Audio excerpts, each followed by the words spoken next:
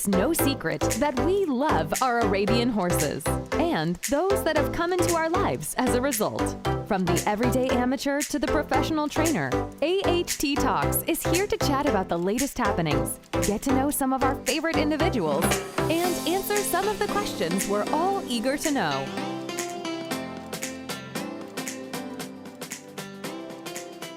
Okay, Cameron Kicklighter here, and today I'm joined by Tim Shea and Mitche Sperte. So thank you both for being here. Tim, I know there's a pretty exciting announcement coming out from Maroon Fire Arabians. So yeah, let's talk about it. So you guys are going to be hosting a production auction in the middle of September, and I know that this is kind of a crazy cool opportunity. So yeah, so can you explain a little bit about a production auction and what this is and what people can expect? Okay, so we're going to have a sale that's going to offer several different categories of what we're doing. There'll be young horses, there'll be broodmare prospects, there'll be one or two broodmares with foals at their side, there'll be show horse prospects, horses in training, and one or two show horses that are in a double bridle and ready to show. So there'll be a little of something for everybody. It's something that has been done historically in the past. Mitch, you want to expand on that a little bit?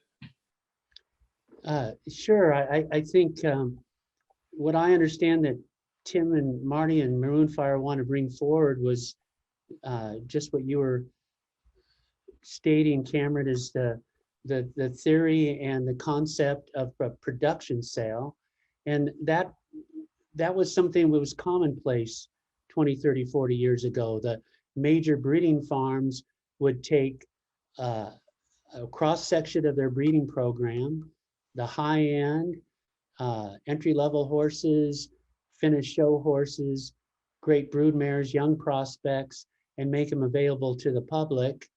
As in any big breeding farm, you know, you can't keep and maintain them all, and that's why you're doing that, is to be able to produce great offspring to be marketed, and the production sales were a great avenue to do that. So I commend Tim and Marty and Maroon Fire for bringing this back, if you will, especially in our breed.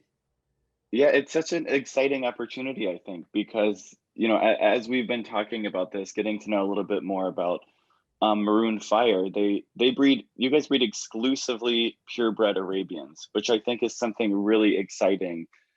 Again, they have bred purebred Arabians for how many decades has it been now, Tim?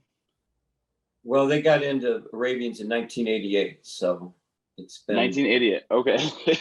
So a little bit, and so Mitch, I know that you had commented on this, but like the value and just the sheer knowledge and legacy that they've been able to create over the past however many years. What do you see as the value of this breeding program who was focused exclusively on breeding Arabian horses? Well, that's a good question, Cameron. I think that what I think so many of us admire and appreciate about Tim and Marty and the union with the Linigers and Maroon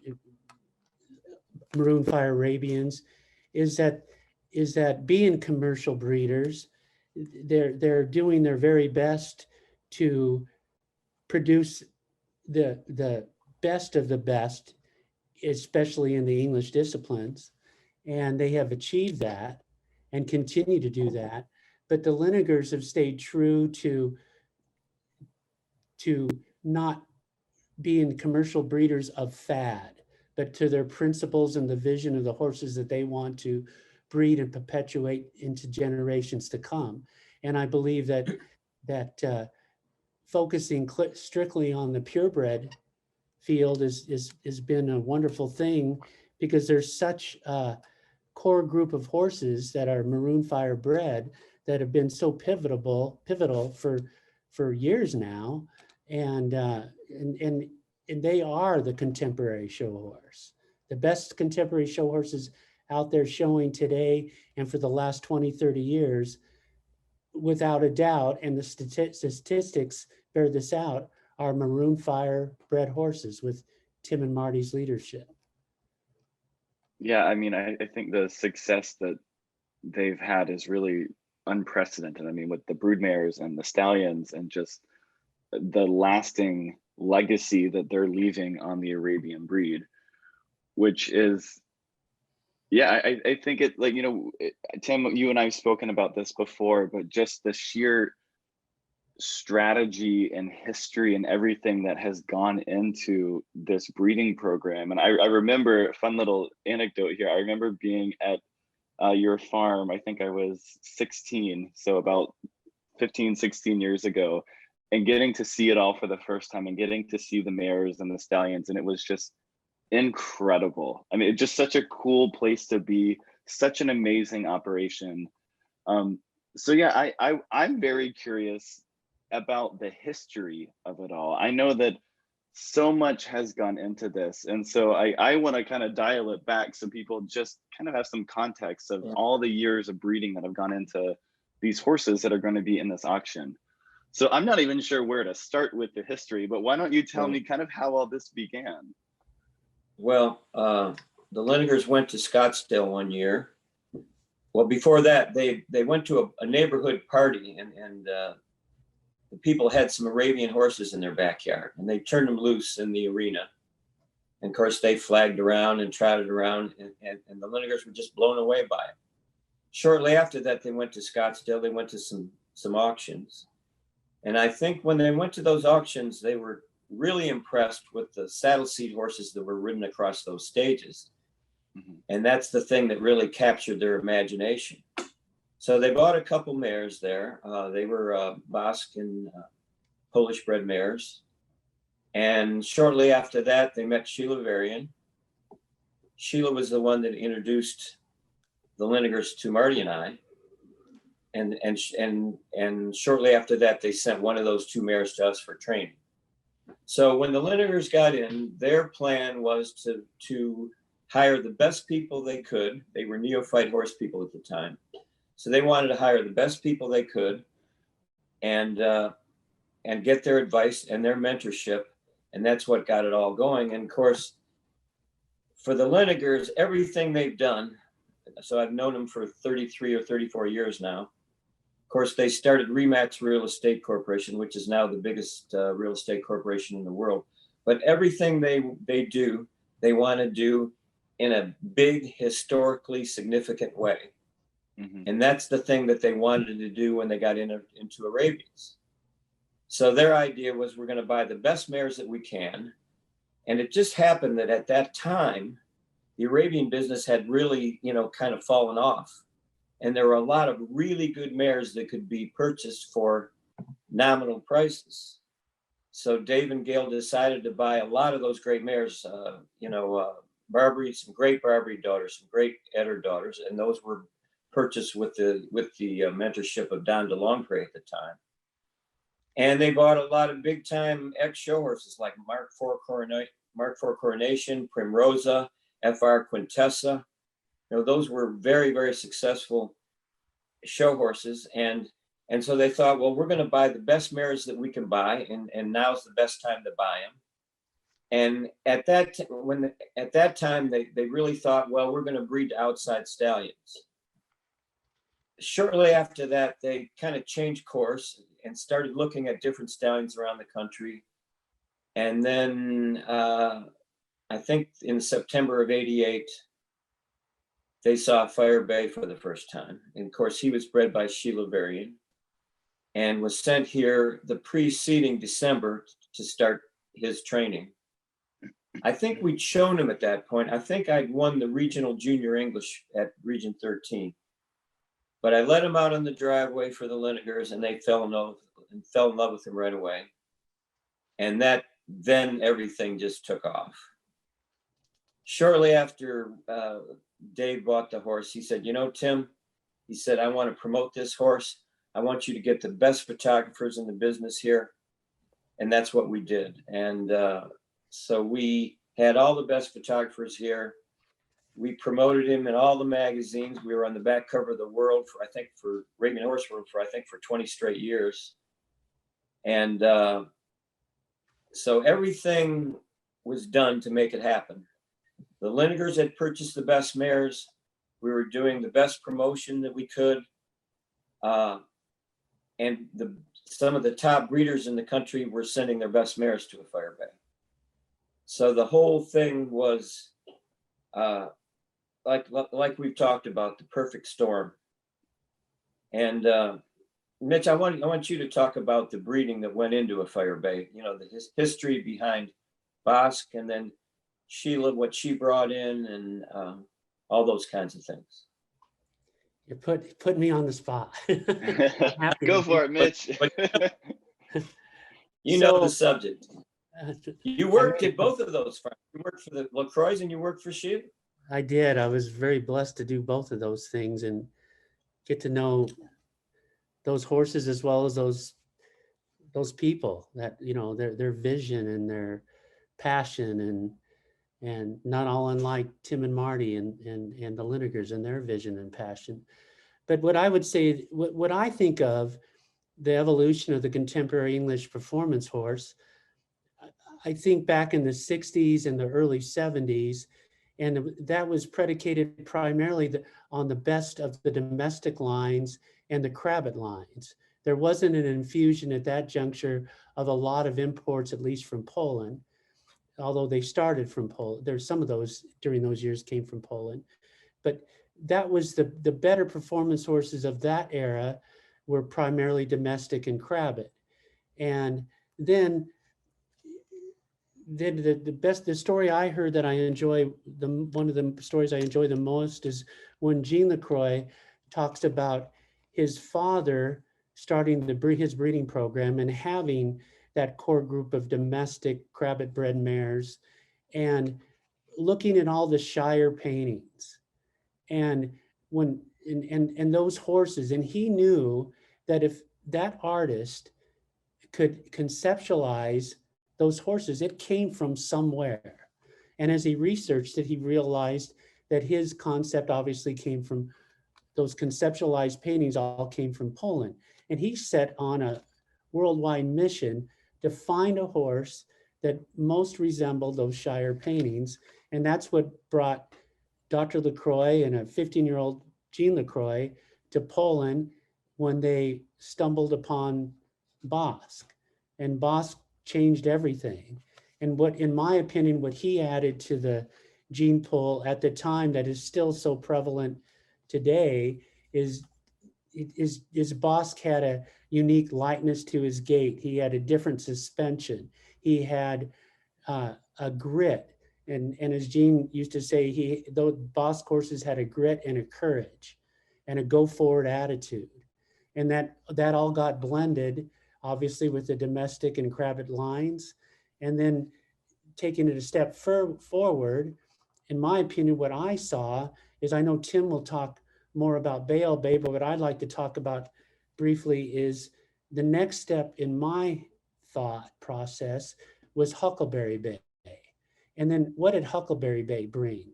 So he brought a unique length of leg, length of neck to the Bosque bred horses, or that gene pool.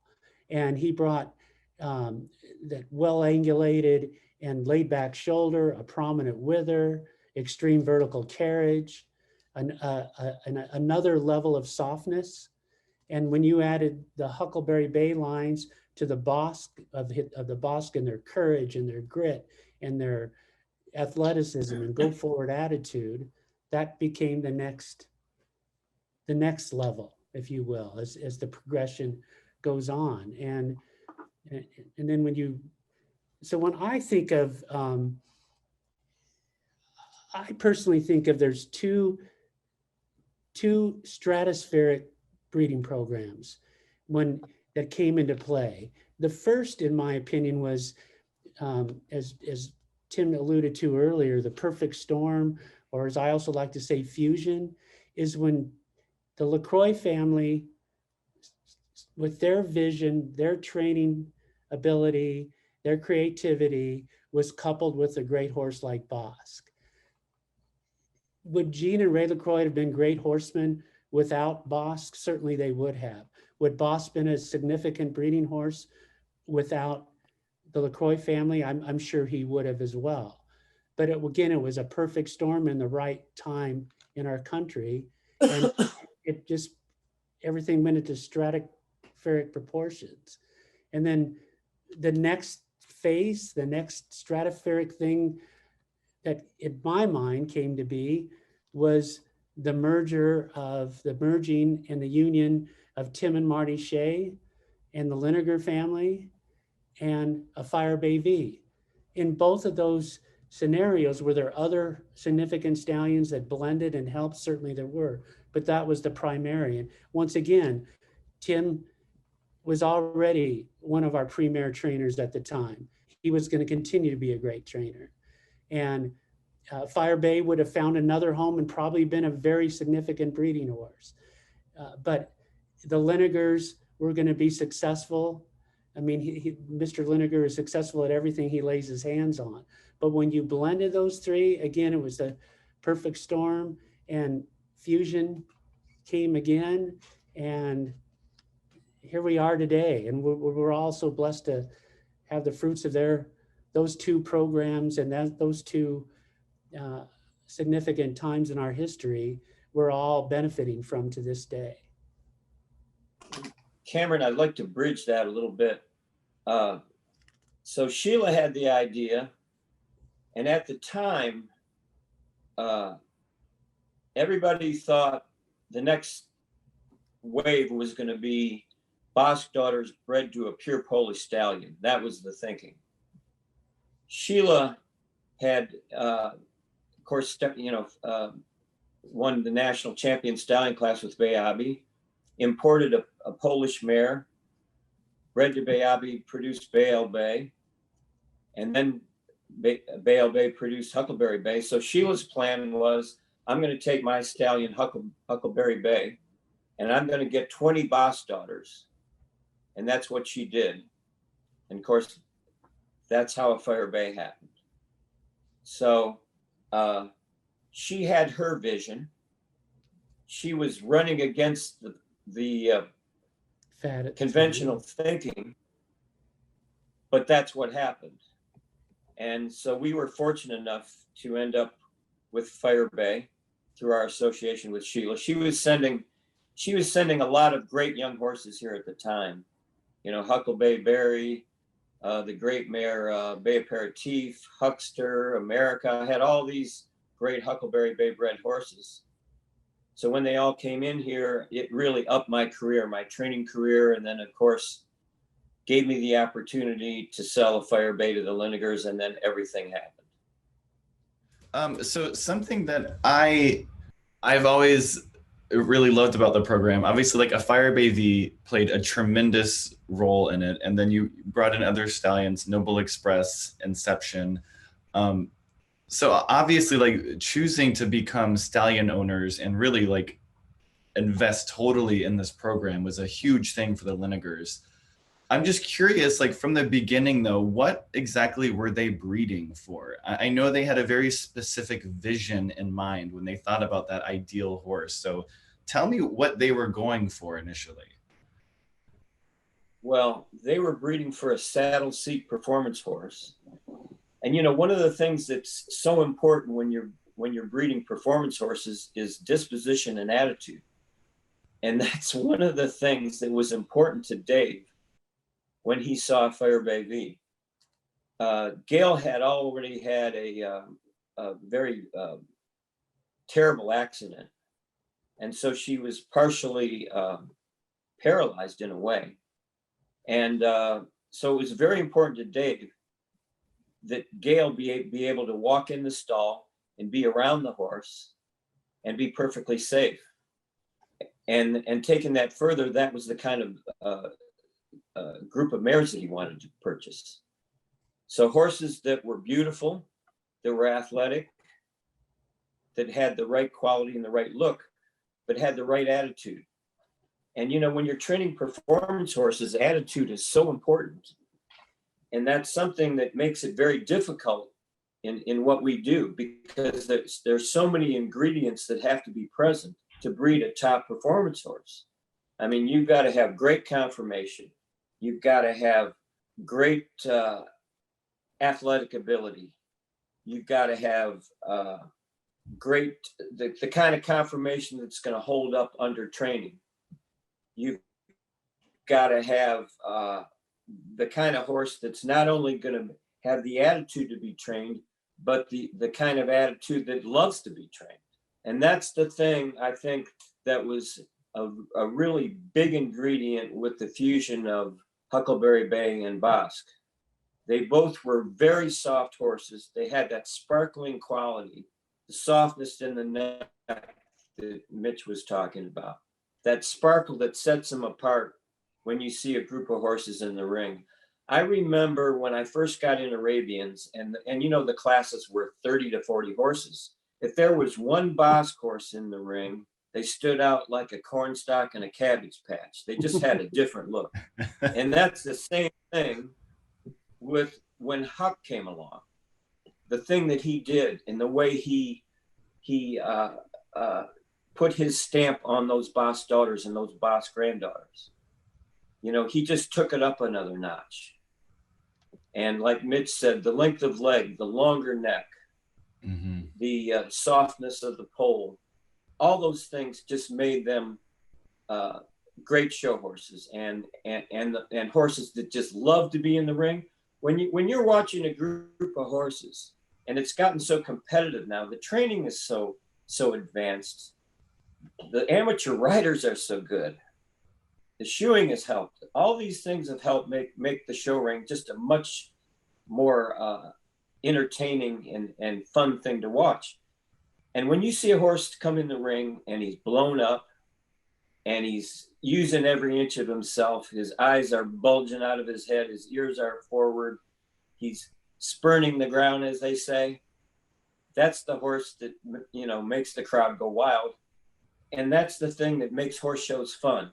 You know, those horses that are just enchanted to be there. So those are all the things that we bred for and that get us up in the morning every day. You know, those horses that you can't wait to get on.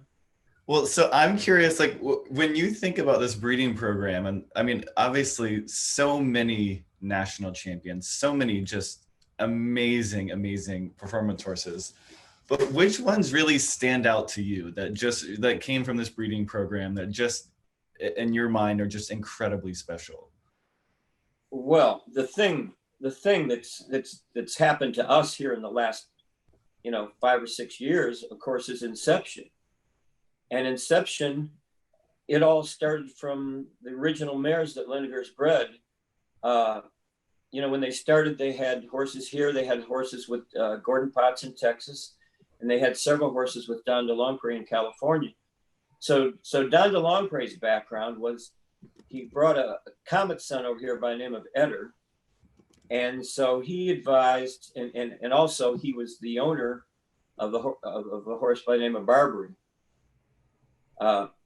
So anyways, he advised the Linegars to buy Eder daughters and breed them to Barbary. And that was the beginning. So if you go back to the Linegars' Inception, and of course, that's the name of the horse, Inception is sired by Noble Express, who is the stallion we purchased to breed to a Fire Bay daughters. And then so his mother is by a Fire Bay and she's out of a Barbary daughter that's out of an Eder daughter. So it was the whole history of the Linegars' involvement in the Arabian horse. When we talked about buying and branching out from our Fire Bay breeding program, you've got to make a decision at that point. So we had all these Fire Bay daughters that we'd bred. So at that point, are we going to buy an outcross stallion to breed to a Fire Bay daughters? Or are we going to, using a Fire Bay son and breed it and buy a whole new group of broodmares? So with Inception, it's our whole program.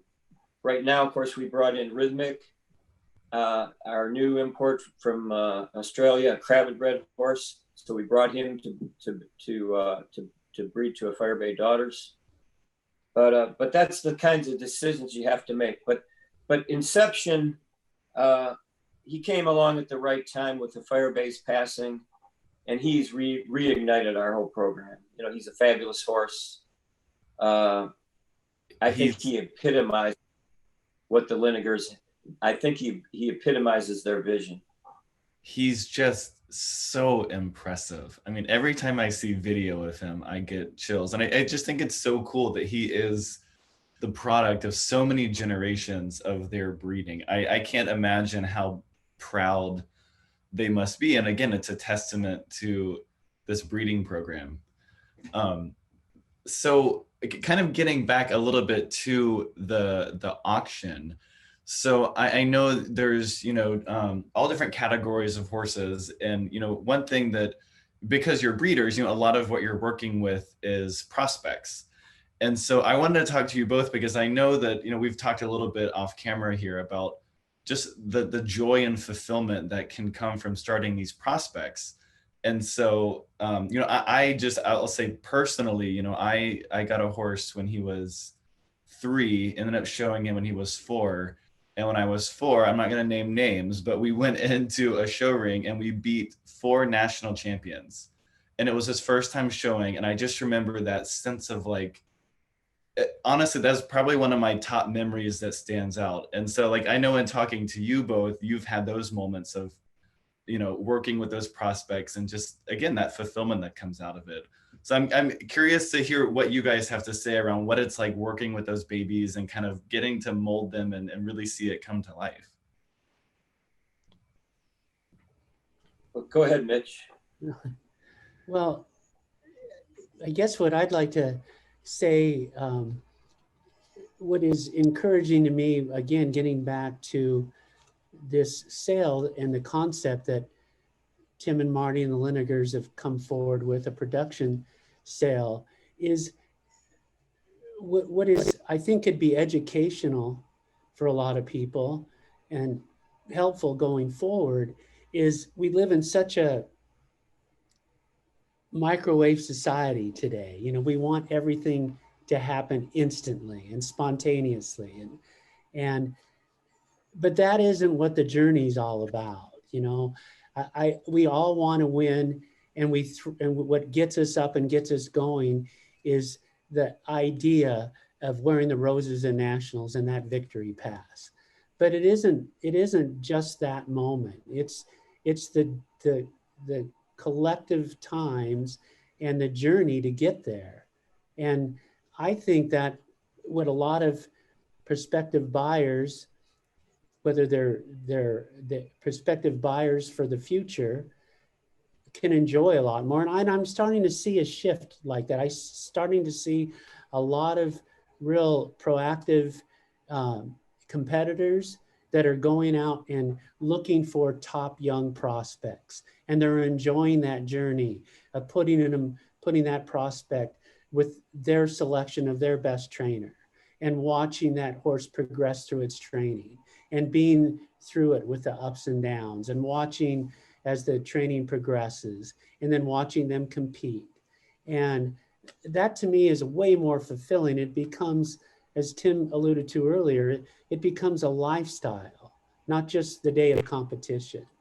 And so what I would like to encourage more people to do is to consider that path. There's certainly a place where those people that want and need and are yearning for a finished show horse. So their little girl, say for example, can throw a leg and go compete today. And there's nothing wrong with that. And we need to have those horses available, but there's a lot to be said to buying those young prospects and being part of that horse's journey. I believe as a trainer, and I believe it's the same for a breeder and an amateur, when you go through that journey and then you reach the top of the mountain, it's way more fulfilling. So I guess that's what I would have to say about that. Yeah, and what I'd like to say is, you know, when you buy a horse from us, you're not only going to be the recipient of all our years of experience and all the things we've done, but you're going to be able to put your own slant on it. You know, perhaps you're going to buy a mare and you're going to decide which stallion you're going to breed that mare to, or you're going to buy a young horse.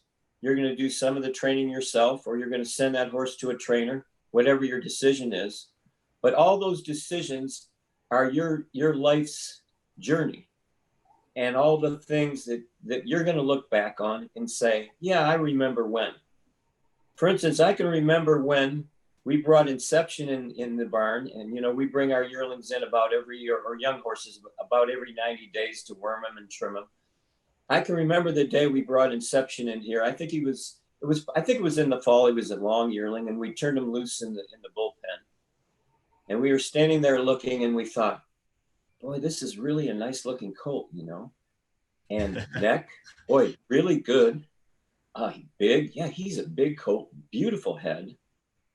Look at that tail carriage. And he really moves really, really well. I remember that day like it was yesterday. And those are the kind of moments you have in that evolutionary process of being around young horses and raising young horses and taking care of them every day and looking out your window and seeing them when they're turned loose. One of the best parts of my day is right outside my bedroom window, there's a mare in foal pasture. And so right about the time, right after I've gotten up, they turn those mares and foals out. And watching those foals running around the pasture, you know, they leave their mothers and they run around in groups and they show off and they try to outdo each other. And watching those foals run around and trot, in, of course, our horses, they throw their head back and they go that big trot. It's absolutely gorgeous. And those are all the kinds of things that you see and you remember. And like Mitch says, it's a lifestyle. It's part of your life. It's one of the things that changes your life and gives it meaning. And all of us horse people understand that and appreciate it. Yeah. And Tim, when we were talking a few days ago, you had mentioned that, you know, some people in the past who, you know, bought prospects, young horses, and, you know, they end up going and being like multinational champions. And, you know, that you just kind of like, there's always this, I don't know, this sense of like possibility and inspiration there. So do any of those stand out to you? Well, in taking that one step further, you know, there's those young horses that we sell that we think, well, if this colt gets in the right situation, he looks like a slam dunk to us. But there's other ones that we think are maybe a little more on the average side that end up to be national champions. You know, they're overachievers. They've had the right breaks. They've had the right owners. They've had the right training process. There's several horses that maybe they're not overnight wonders, but heck, when they're 7 or 8 years old, they emerge and they become superstars. So you never know. And that's like Mitch says, that's all part of the process. You know, you never know exactly how it's going to unfold. And that's one of the things that makes it so much fun. I agree. I think that the most fun that I've had with Arabians has been working with the young ones and the prospects and getting to go and show and just like watch it all come to life. To me, there's nothing any more rewarding than seeing that progression. And, you know, you get leather on them for the first time, then they show for the first time, then the amateurs on them for the first time. And it's so much fun. To me, like that is what this breed is about. So, and I think too, like Tim said earlier, when he gazes out his window in the morning and he sees the fruits of his labor out his window, and he sees those outstanding youngsters playing and showing so much promise. I mean, that is so fulfilling, I'm sure. And it's fulfilling, and it gives you a sense of inspiration and a sense of joy. And what drags you from that window, Tim, I assume, across that pasture in the snow in the winter to go work horses that morning. If you had a bunch of ugly foals out in that pasture, you'd probably rather just put on the news and drink his coffee. Well, I don't want to get too emotional here, but you know, everything that's happened to me in the horse business, the fantastic people that I've been involved with, you know, Bobby Hart, Bill Bull, my mentor, the LaCroix family, Sheila Varian, of course, the Linegers who made everything happen. But when I decided to get into horses, that wasn't the choice of my family. I was a little bit of a black sheep at that point.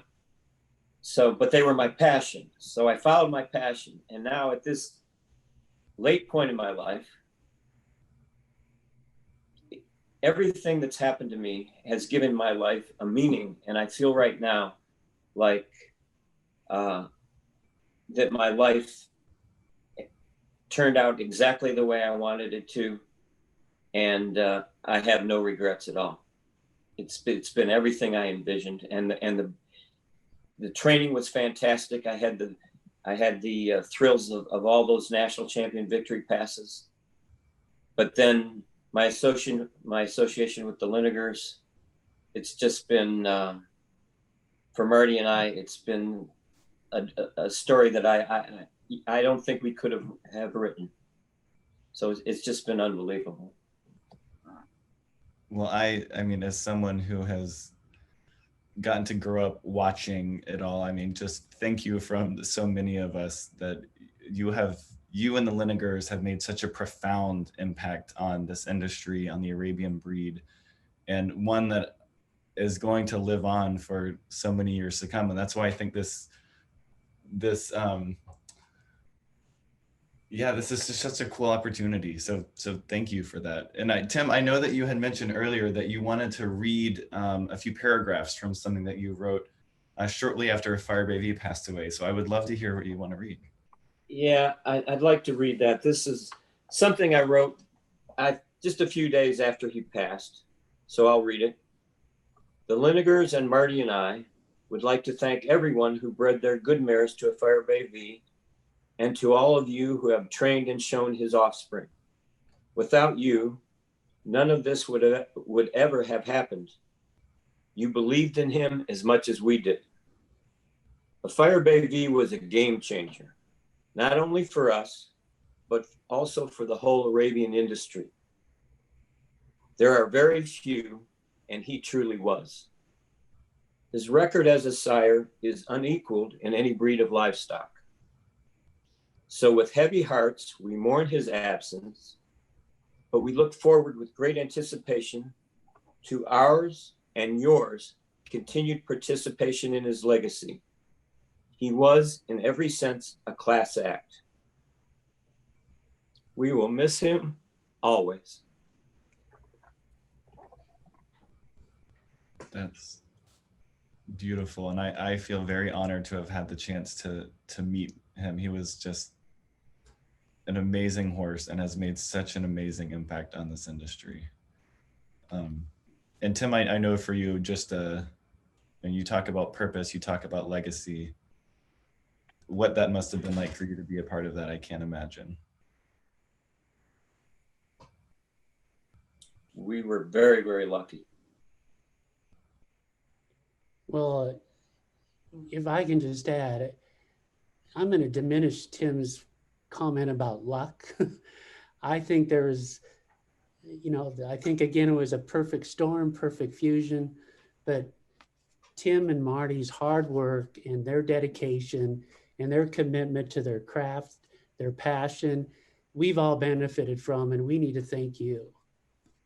Thank you both. Well, I've got to thank you, Mitch, and you're a great example of all the people that were behind the horse and put all their efforts and their life work into making it all happen. So thanks so much for participating today. And you, Cameron, of course. No, I'm so grateful to be involved. Tim, I've told you this a million times. Anytime that you talk, I just want to sit there and listen and soak it up like a sponge. You are so incredibly knowledgeable. And Mitch, it's been great to have you be a part of this. I know that, again, this is such an exciting opportunity, this production auction coming up. And there's going to be a lot more details to follow on specific dates and times and, how everyone can be involved and start to, see some of the horses that are going to be in it. But Yeah, thank you both so much for being a part of this. I am so incredibly grateful. Anytime we have a conversation, Tim, it is amazing, and I just soak it up. So thank you both. And yeah, I'm excited to see this thing come out. Absolutely. For sure. Yep. All right. Looking forward to it. Thanks, guys. Thank you.